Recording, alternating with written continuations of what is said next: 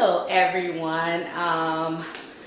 I am doing a video today about my top 6 perfumes of all time. Well, I mean, some of them I've had and used for years, and some others I just added into my collection, and because I'm like a big perfume addict. But what I usually do is a lot of times I'll just use a perfume once and never go back to it. Sometimes I use them twice and I just never go back to it. But today I'm going to be talking about the ones that I have gone back to and continue to use consistently. The very first one I'm going to talk about is called Red Door Revealed. It's by Elizabeth Addy. It's been in my collection since 2005, and honestly, I've used it for 10 years and I haven't let go of it. I always have it. I would say though that it's a very, very light perfume. So it honestly doesn't last long on the body. Well, at least for my body, because they say it's very different body chemistries. And it is eau de perfume. So I know that they always say eau de perfume is better. But this does not last long on my body.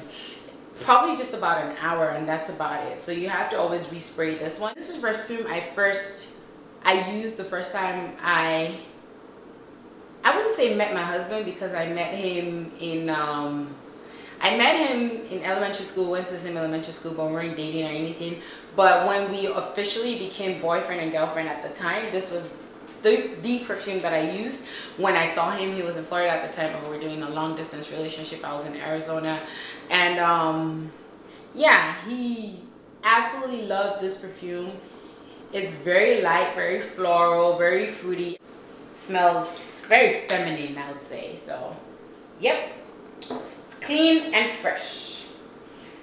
Number 5 for me is Euphoria by Calvin Klein. I kind of like the bottle. I've honestly used this perfume since 2010, and for whatever reason, every time I finish it, I would say, oh, I'm not going to get it again. But I find myself still getting this perfume again. So, I mean, I've been in denial that this has not been my favorite perfume. But I honestly I've been using it for 5 years. So there's no reason why. It's strong. So if you're not the type of person that likes strong perfumes, this is a very strong scent. It's sexy. I'll call it a very sexy perfume. It's good for like date night, if you want to smell really sexy at night. That's what I think this perfume is for. It's not something you want to wear every. Number 4 is Burberry the Beat. It's kind of cute. It has like this little thing on the side. This is actually the eau de toilette, just so you know. The eau de perfume typically should be silver on here. It's pretty cute. I like it. It's a light, fresh smell. I honestly typically tend to like strong perfumes, but you have to have a few light ones in your collection because you don't want to smell overwhelming all the time. This I got from my sister as a birthday gift. My birthday was in January, and you can see that I definitely use it very often.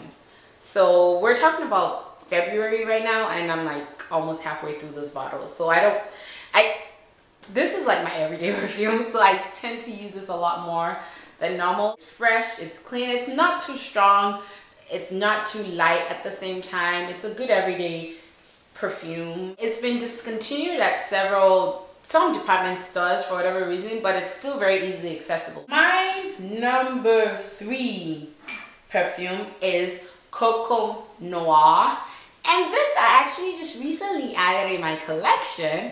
And thanks to my husband, this was actually a birthday gift as well for my husband, because they all know I love perfumes. Still relatively full. It's kind of hard to see because the bottle is black. It's a very, very sexy bottle. I like it. It's a classic bottle if you want to feel, you know, if you just want to feel, I don't know, a certain type of way. It's a really strong smell. It has some type of grapefruit blend to it, as well as some type of like woody scent to it.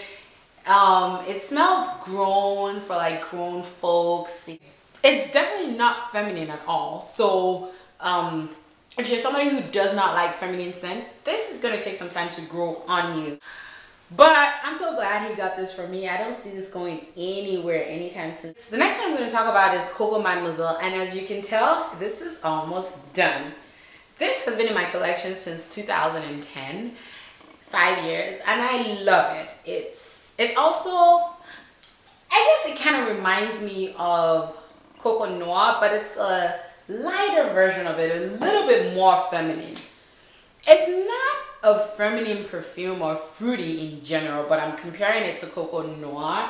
It's definitely a little more feminine compared to it. I get a lot of compliments for whatever reason when I use this perfume, but I would say that it doesn't last long. And when I say that, I mean, when I first apply it and I step outside of my house within the first hour, everybody's like, oh my God, you smell so good, you smell so good. And then typically by like the 3rd hour of the day or the 4th hour of the day, I don't get compliments anymore because it's pretty much dying down. However, I would say that if you tend to spray perfumes on your clothes, when you get home, you would smell it on your clothes. So I think it stays more on my clothes than on me. My number one, Flower Bum by Victor and Rolf. I hope I pronounced that right, but it is called Flower Bum. It's pretty, I don't see this, you know what? I don't even have words to express myself when it comes to this perfume.